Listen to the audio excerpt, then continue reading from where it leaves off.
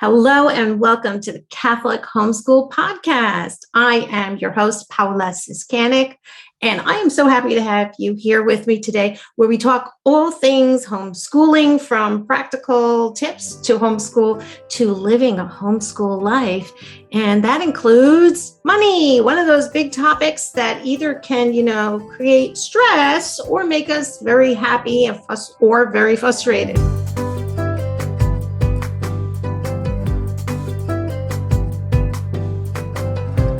I am so excited today to be able to bring to you an amazing couple that I discovered, and we can talk about that somehow through maybe just looking for the greatest showman, and we'll talk about that. But what's beautiful is they're themselves. They are also homeschooling parents themselves. And may I introduce to you Jonathan and Amanda Teixeira. Thanks. Yes. Hi, guys. Hello. Thank you for having us.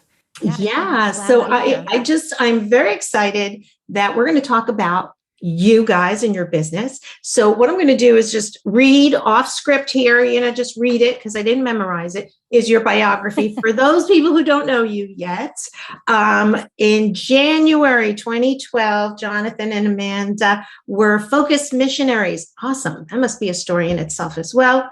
But they had, as a nice young married couple, right, $25,000 in debt and a deep desire to break free. Yes. A short and zealous 7.5 months. Wow. They wrote their last check to Sallie Mae and closed the doors on debt forever. So since kicking debt to the curb, they've focused on saving, investing, and giving in a way that set them up for total financial independence for a lifetime. Well, upon hearing their story, a few people started asking them money questions, and they answered them.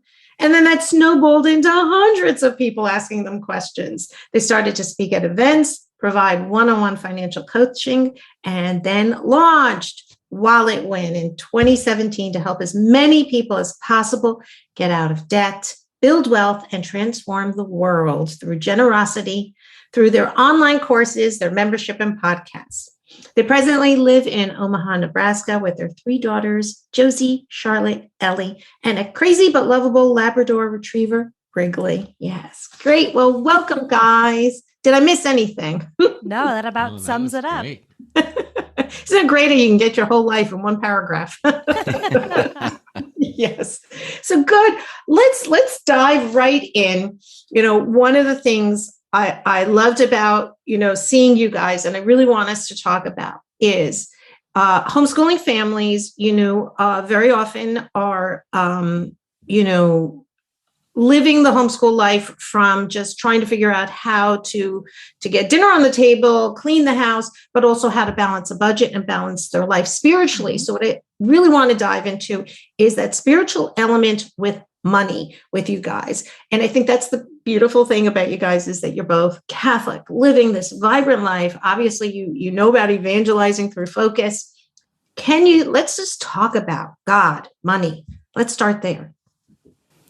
Sure. I mean, it's a loaded topic in a good way. But we found that, a lot of people, after they are going and growing deeper in their relationship with Christ and, receiving the sacraments and growing in their faith through everything that the church offers, a lot of times they're starting to align different areas of their life with God's will. But money tends to be one of the last places that people will want to look at through the lens of their faith, because money is so emotional and difficult, and it can be fraught. And it's something that most of us never learned how to manage growing up. And so it can be a source of frustration. And so while we've, given so many areas of our life to God, our emotions, our fertility, money tends to be one of the last places that people will actually bring God into, because it can feel so vulnerable and it can feel really hard. I'd say another reason some folks don't, it might be one of the last places to invite the Lord into is because, well, I think a lot of folks just don't know that he has anything to say about it, that the church teaches anything about it. Right. So it's like, oh, well, didn't ask you to help me because I didn't know that's one of the things you did. But of course it is. Of course, he wants everything in our life to be given over to him, and he wants to help every area of our life, especially one, if you think about it, like money that can, like you said at the top of the show, touch so much of the rest of our life, right? If you find a stray $10 bill in your pocket, you're in a great mood. And then you multiply that as the money you find or the bill you find gets larger. Yeah, I mean, like, let's talk about that whole idea of, money is bad. We think about, again, being materialistic. What does that have to do with it? Thinking about, and again, you did say that scripture, the kingdom of heaven, or it's easier for, what is it? Rich man to get through the eye. Yes. Yes. All of those things that we grow up with that really make that connotation that money is bad.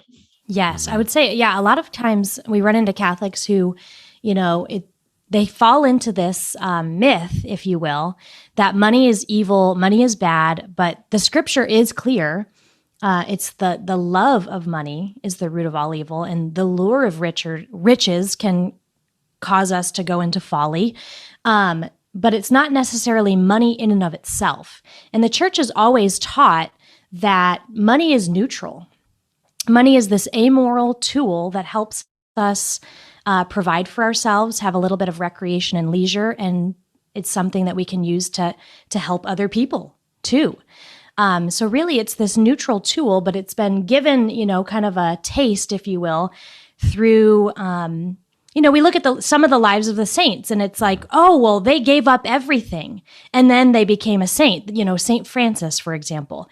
But we've also got saints who came from a lot of money. St. Catherine Drexel, her family was part of the family that founded Chase Bank. J.P. Morgan Chase was... He was one of their business partners. He was one of the business partners, and she used that wealth to do great good.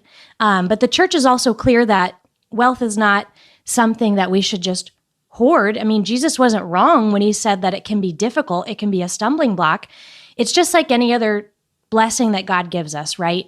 We can use it in the right way that it was intended for, and it can bless us and bless others, or we can use it in the wrong way, and it could backfire in our faces. And if we don't put healthy boundaries around it, it does have the power to really harm us. But if we're pursuing a life of virtue, if we are pursuing God's will in our life, and money is something we've surrendered to Him, there's really no harm in the amount we have.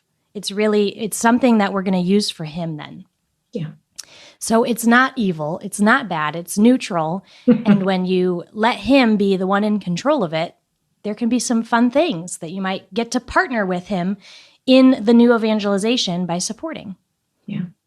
What about, when you talk about money, bad, myths, and mindset you brought up, Amanda, you get married. And both of you grow up in very different environments. I think, and I know most of us can relate to this fact that we both actually have, come with a lot of baggage, and including with that is how we view money. I loved how you brought up the idea that it's emotional, Can we talk a little bit about that? How do we reconcile that? How do we come to terms with that with each other?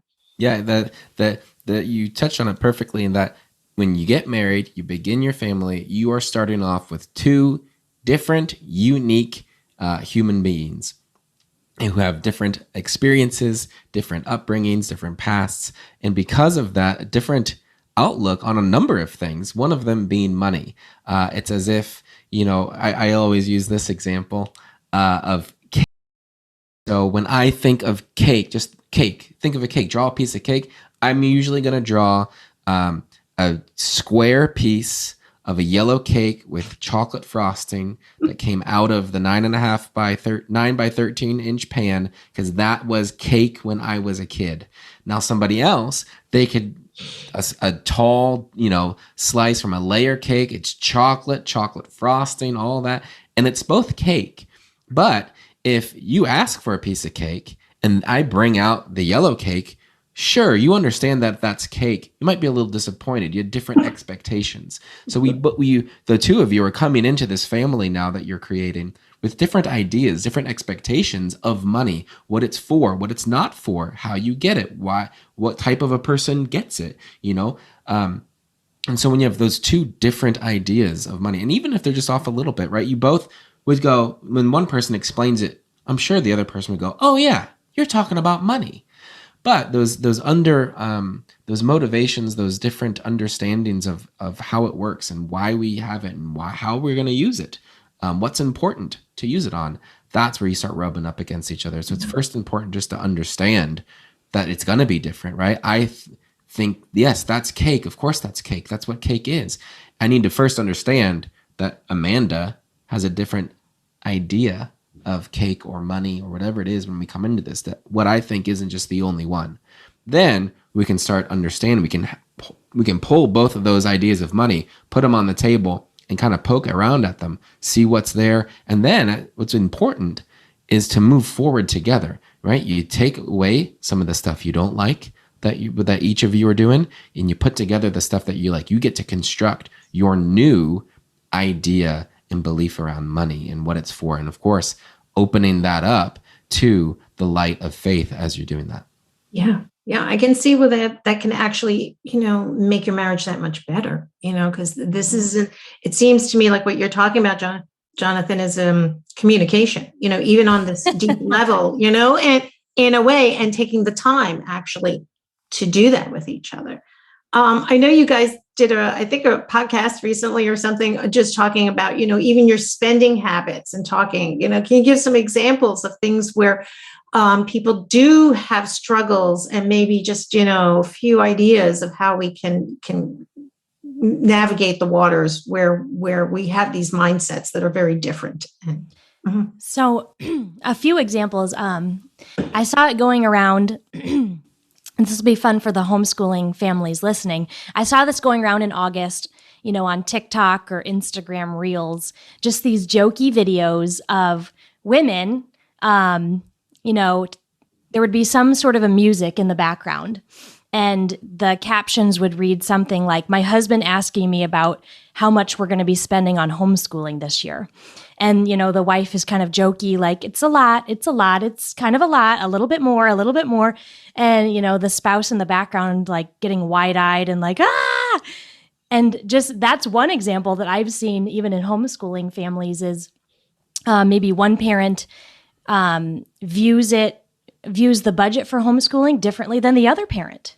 Mm-hmm. And that's going to, until there's a conversation about why they both feel the way they do and can actually get on the same page and agree, there's always going to be a little bit of a conflict there. And that's something that's really important. So it could be about homeschooling curriculums and the price and what, if you're going to buy them used or new, or what kind of tutoring you're going to pay for. But it could even come down to just other simple things like a vacation or what groceries you're buying. If one spouse comes through the door with Target bags, full to the brim, and the other one wasn't prepared for it, and they hadn't budgeted together, there could be a big sigh or an eye roll. Mm-hmm. And so we work with couples to really help them get on the same page and align their priorities so that there's no more surprises anymore. And when there's not financial surprises happening, it makes things a lot more peaceful in the home. Mm-hmm. Yeah. And one of those things, it's kind of a great segue into my next big thing in terms of homeschoolers is that we hear budget friendly, always trying to think, because very often most of our Catholic homeschooling families have said, the grace of marriage, they've said yes to marriage, and those graces came through and tapping into that. But also they say yes also to openness to life. And sometimes that means a larger family. So are we doomed to always be in debt and just kind of, the cup, just don't have enough, but to rub two nickels together? Is that the kind of life we're called to? That is such a good question. And yeah, we hear it all the time. I get emails from families kind of just asking, like, what are my options here? If we're going to homeschool, we're typically going to have a single income household. And if the spouse that's working isn't in an extremely high paying job, well, that just means that we have to bust out the credit cards, live paycheck to paycheck, have all the car loans, and that we're just never going to get ahead. We might be able to put a smidge away for retirement, just kind of this doomsday mentality of, but, we're doing it for God, so I'll just kind of whip my back and zip my lip and move forward as I suffer towards heaven. And I'd say we had this idea earlier that money is bad. All these saints, they gave up all the money, or they were poor to begin with, so that must mean it's good. So then, at least we've got that going for us. If we don't have a lot of money, well, at least that's a good thing, because I don't want a lot of money. And that's not, again, that's a misunderstanding. That first idea that money is bad, if that were true, which it's not, it kind of helps cushion this one, because it's okay, well, you're avoiding the bad thing. But we need to remember, right, if even, the examples that we see, the rich young man, for example, in scripture, right? Jesus says, okay, you've been doing all this great stuff. Now sell everything and, give it to the poor. It wasn't because it was the money holding him back. It was because the grip that money had on his heart. Jesus wanted all of him to come follow him, and he wasn't ready to give that up. It could have been, I don't know, stop using so much hairspray and come follow me, if he was so attached to his looks. And what we would now interpret that to be, oh, nobody can put anything in their hair. No, it's like the inordinate attachment to his wealth. So when we properly view that, okay, now that cushioning now is gone from I guess we're just doomed. So now we're just doomed. There is no silver lining to the doom. It's just a harder life, a more frustrating life that's probably going to make you shorter with each other, shorter with your children, more stressed out. And so, no, it's not just this doomsday scenario, right? The Lord said, he calls us to have life and have it to the full. Yeah, and if we're following him and we're being faithful, and that ends up looking like we're called to marriage, a particular job, whether it's we're working for the church or we just have a lot of kids, whatever it is, whatever situation that he's calling us, and that turns into means things, maybe are a little tight. Well, he's not going to call us to desperation. He's not going to call us to unending stress. So there is life to the full, even in the midst of however it is that we're answering his call for us. Right. And all of us are going to be called to manage a different amount of money in our life. And really, the thing that's not going to change, though, is that we're going to be called to manage it as prudently as possible. In scripture, Jesus talks about, the parable of the guy who got 2 talents and the man who got 1 and then buried it and didn't do anything with it. But the other guy, he doubled it. He managed it well and was prudent and a good steward of that. So no matter the amount we have, if we're managing it really prudently, living on less than we make, avoiding debt, budgeting every single month, we're going to be able, God's going to provide. He's going to give us what we need to make that work. But a lot of times this scenario involves a lot of people not knowing how to manage it. They're not doing the budget. They're spending out of emotional exhaustion, and they're leaning on the credit cards, and they kind of create a tornado, just not even knowing what it's going to add up to. And then it creates this vicious cycle. Recently, somebody said to me, even if we're struggling sometimes and we're doing things that we know is causing us misery, there's sometimes a comfort in that, which I know that sounds crazy, but it's the reality. Status quo, is sometimes, okay, that's comfortable. But I think what you guys are really helping, and I'm hoping that people listen to this and share it with others, is that there's so much more to that. And with a little bit of effort, I think the key phrase I heard you say was manage it. So when you say manage it, what are we talking about managing our money? Sure. The Lord gives us every good thing. And through faithful stewardship, we can give it back to him with increase, right? The parable of the talents, right? What's interesting is And the numbers, I think, kind of change depending on which version you're reading. If it's, but anyway, there's the guy who got 10 and the guy who got 5. They both got the same return, right? They both doubled the money and gave it back to the master. So the guy who had 10, the guy who had a lot, he knew what he was doing with it and he did well. The guy who had half as much still knew what he was doing with it and invested it and got a good return to give back to his master. So it's not necessarily, okay, well, how much did you have all this? It's what we do with it. So the Lord, the church, there are some very clear things that come through in the teaching about money. And it's so important because sure, like maybe all other areas of our life, there are things the church tells us, hey, your life will be better if you do these things and you don't do those things. And if we do that, we have a better life. Certainly in those particular things, right? My relationship with Amanda will be better if I love her and I serve her and I don't go have affairs. That's going to help my relationship. It's also going to help my soul. It's going to help how I conduct myself in other relationships, in my friendships, in my business relationships. If I understand the idea of being a servant, of loyalty, of all those things, and my relationship with God, right? I know He's faithful to me in all of that. So it's when He teaches us things, when the church asks us to do or not do certain things, it's for that thing. But there's also so much more. It's so much bigger. So it's the same thing when it comes with money, And right, we one of the big things is God has an idea for money, a plan for how to use money.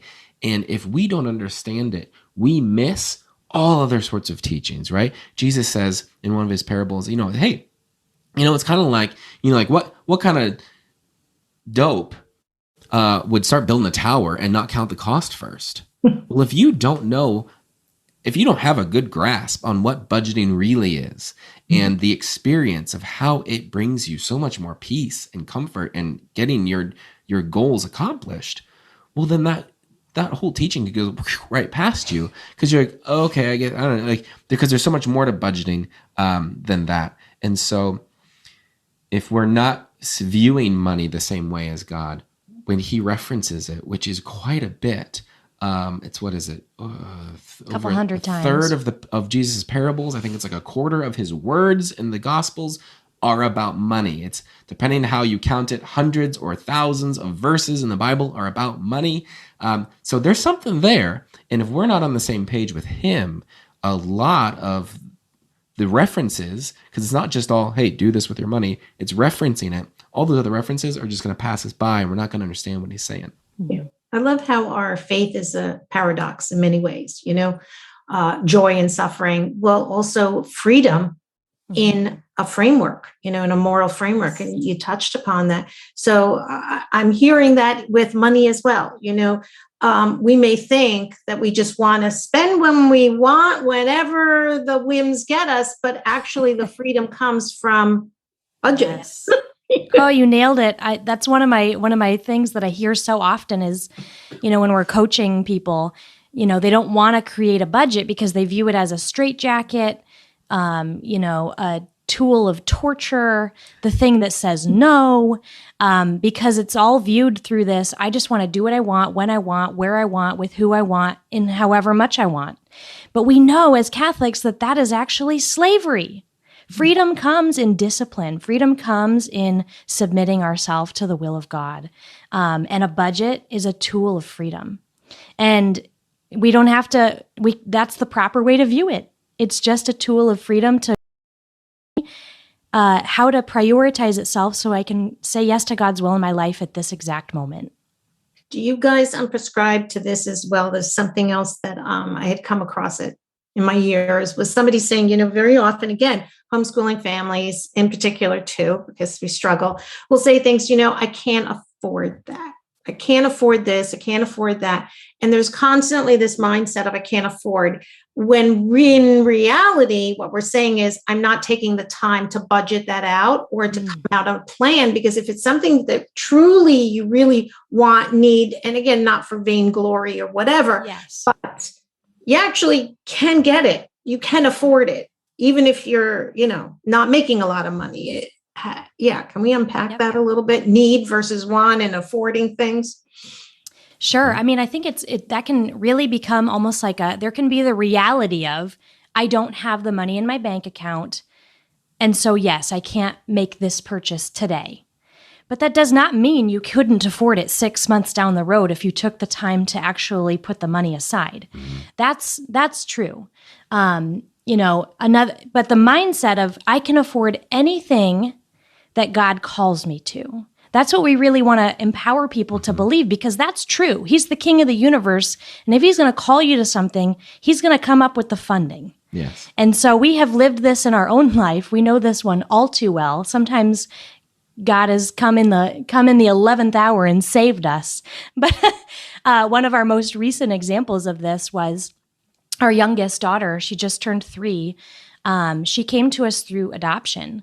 And we found out about the invitation to adopt her only about 2 months before she was born.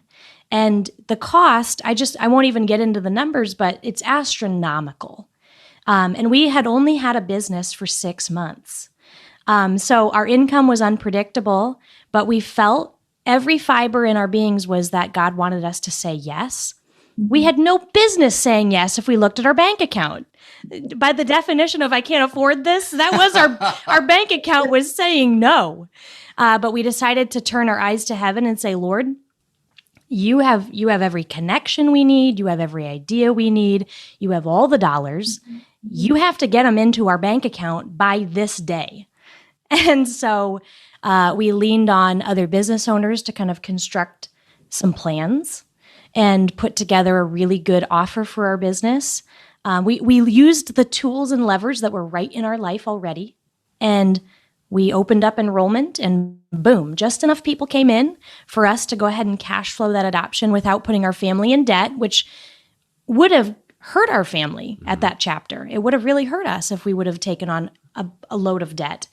And so it came through, not a nickel more, but just enough. Love that. Oh my gosh. Well, I love how the fact is like, it's not like you guys are just, and that's the thing, you don't want to mistake the point where like, okay, God, I'm just praying for this, so somehow it's going to miraculously just show up. I love the story of Mother Angelica as the guy was, delivering the big, huge satellite. And then she had no check. And then the phone call comes. Okay, that's Mother Angelica. For most of us, it means most of us got to put effort. Yes, we have to put the work in ourselves. So I loved how you said that, Amanda, like you started to, I think, widen your vista. So wasn't that a mindset change, to say like, oh, well, what do we have around us that can make this possible? Mm-hmm. Yep. Yeah. And again, yes, I'm so glad you made that, that clarification. Yeah, it's definitely not just, oh yeah, it's just think money and you'll have money, or even just pray money and there's magically, now check your bank account. God put it in there. While that's certainly not outside his power, that's usually not how he works. And so in a similar way, it's like, it is very true. I don't know if any of us can afford everything all the time. We can't afford all the things whenever we want them all at the same time. But if there's something God's calling us to, or something there's a desire in our heart for, we can make the plans to afford the thing, right? Budgeting, managing our money is all about understanding our priorities and living them out. So if that thing, whatever it is a high priority, okay, then we arrange the other parts of our life, the other parts of our finances to make that priority feel and act like it is a priority. And so, maybe you can rearrange some stuff in your budget that month and get the thing or do the thing or whatever it is. Maybe, you rearrange some things and you keep that going and you're saving up for it for a while. But to just plain out say, I can't afford that. It's not just a period at the end of that sentence when you say it like that. It's a period. It's underlined. It's italicized. It's circled. It's highlighted. It is a stone cold fact when you say it like that. Mm-hmm. And I can't afford it right now. I might have to rearrange some things. If that's my highest priority, or it's a high priority, well then, I'm sure we can find a way to make it happen. Yeah. Very different mindsets. Yeah, very much so. So that leads me to the next thing, and that is generosity. We're called to be generous and to give to others. Interesting, just a little sidebar here. My son going to a secular college, they debated on whether or not we have a responsibility to help those who are less fortunate than ourselves. My son came home and said, Mom, I despair of my generation. Because as a group, the consensus was, no, we don't. Wow. Okay. Whoa. Yes. This is the young generation. This is what's being taught. That's what's it's me, myself. I'm not going to take.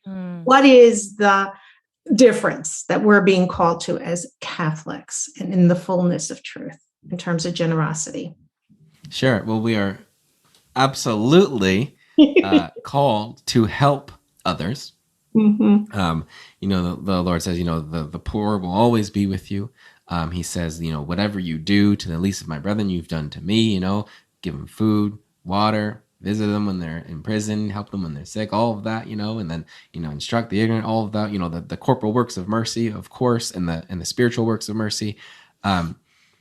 We're definitely called to give of ourselves, right? And you kind of gets wrapped up nice and neat, time, talent, treasure, all those things. And I think sometimes, and I have been here definitely in the past, I sometimes have viewed it as time, talent, or treasure, and probably not the treasure, because I'm going to need that one for myself and what I want to do with it.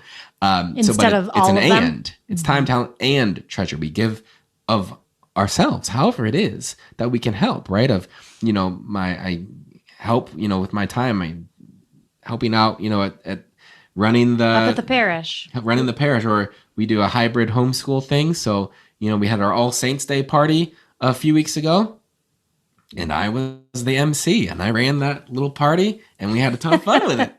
And that was my time, of course. So fun. And then when we, but there's the treasure aspect too, right? We are called to help one another. The church is very clear on this. The church teaches, yes, take care of you and your family. The church isn't asking us to go into deprivation in order to help someone else. When our families and in considering our family, our state of life, all of that is taken care of. It says the rest is to be given to the indigent, right? What's left over. We have to give to those who need. We have been extremely blessed. If you are someone who's listening to this, you are probably, in the scheme of humanity on the face of the earth right now, unbelievably blessed and very fortunate. And so there's a responsibility to give. I heard the other day, I was at a stewardship conference, and someone was talking about this big gift someone made. And it was like, it was like a couple $1 million. And like, and that's like one of the smallest things this person is given. And I just thought, like, what a responsibility, a weight of responsibilities to manage that many things, right? I think, similarly of, these people who founded these huge companies or whatever, like that's a lot of people. There's a lot of projects to be responsible for. It's the same thing with money. There's a lot to be responsible for. When the lot's been given. Yeah, so what does it, and I'm sure this is one of those things you get a lot of questions about. I know we do too. Even early on in our marriage, it was, okay, so how much do we get? And how do we give? And the tithing, thing is big with our beautiful brothers, Protestant brothers and sisters in Christ. Yes. Yeah. So we hear a lot about tithing, and what people typically define that as is 10% of your income. And where the term comes from is from the Old Testament. They had the law that the people followed, and part of that was to give 10% of, whatever it was that they used as money at that time. So 10% of your flock, or whatever it was, they gave that to the Lord. And now, sometimes people will say, well, you give 10% or you're struck by lightning and smote. But the reality is that is part of the Old Testament law that did not carry over.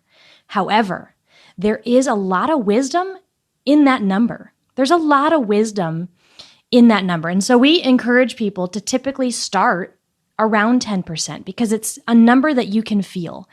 But the reality of our lives is that God doesn't want 1% of your money. He doesn't want 10% of your money. He wants 100% of your money. Mm-hmm. That's the reality here. Mm-hmm. Yeah. And so when it plays out in the particulars, do you want to take this? Sure. So, he wants it all, right? God never wants 10% from us, right? I was giving him 10% of my life when I was a snot-faced high school student who barely thought he existed. Going to church and youth group, I probably gave him about 10% then. Once I understood him, who he is, and how much he loved me, and all this stuff, I gave him everything, right? Nobody has this big conversion moment and goes, and then that night I was in the chapel and I was praying. I said, Jesus, you can have 10% of my life. That never happened. No, that'd be a terrible story. He wants all of it. And that doesn't mean, please, Lord, take my life. How do you want me to use it? That doesn't mean I'm up at church 24 hours a day praying on my knees. Some people will be called to that. Yes. Most won't. Others won't, but he asks us to give everything. And so in every action, right? Pray without ceasing, all these things, I need to be giving him glory. Every dollar that comes through my hands, the way I use it, right? It's according to his will. It puts a smile on his face, I'm sure, when I use that money to buy groceries to make sure my kids don't die. That's a very good way to use my money and fulfill God's will in my life. And so all of it needs to be given to him. And but in terms of practically, what do you give? All of that. Well, okay. Yeah. Sometimes, 10% is pretty good. Sometimes for some folks in situations, it's going to be less than that. Right. And some folks, if they gave 10%, they wouldn't even notice it. So that's barely, that's not generosity at all. So it's squishy, but it's essentially the Catholic, perspective on a lot of things. Most things, the church doesn't tell us what to think. She teaches us how to think. And so this is a squishier recommendation, but we recommend that people give a noticeable amount. Mm-hmm. So if you weren't giving that money, you could probably go out to eat a couple more times. You could spend a little bit more on this. Things would be a little bit easier, or so you think, if you weren't giving it. And not to, of course, go the other way and give so much that now all you're eating is ramen and ketchup for dinner. But there's that area in the middle where you notice it. You've given that gift. You have to say no to a couple different things so that you can give this gift to the Lord. You can present this to him. And that's a really good spot to be. And it helps flex where you are. Right. As your income grows or your life situation changes, that idea of a noticeable gift moves and flexes and comes along with you. Yeah, I love that, because that's something that's, deals with us human beings as sensory beings. We need to sort of feel that contribution intentional, and again, the gospel just recently talking about the widow who gave her 2 little mites, which really didn't end up, being a lot, but it was everything. So I love how you guys have reminded us Jesus wants 100%. 100%. Beautiful. So I would love to, give some more practical advice to families. And I know that you guys, like you said, you were asked by hundreds of people, to constantly help with that. How can people reach you, as we move on to this? Is there's ways, what can we do is to help these families? Because I know that this podcast is just going to all of a sudden open the eyes of a lot of people. And they're going to say, hey, how can I find out more about Amanda and Jonathan? Just like I did, or even just watch the video on The Greatest Showman. Yeah. So what Paola is referring to there is that we, at the peak of COVID quarantine, we with our children, when the COVID checks came out, we made a video called Budget Your COVID Dough instead of This is the Greatest Show. You can find that on YouTube. Yeah. But I think a great next step for folks would be joining us on an upcoming training we're going to be hosting with you, Paola, December 2nd, right in holidays. We're going to be talking about how to save money and get out of debt without giving up everything that you love. So if that sounds like it's right up your alley, please join us for that training. You can go, where is it, John? I love head on over to walletwin.com/Catholic homeschool.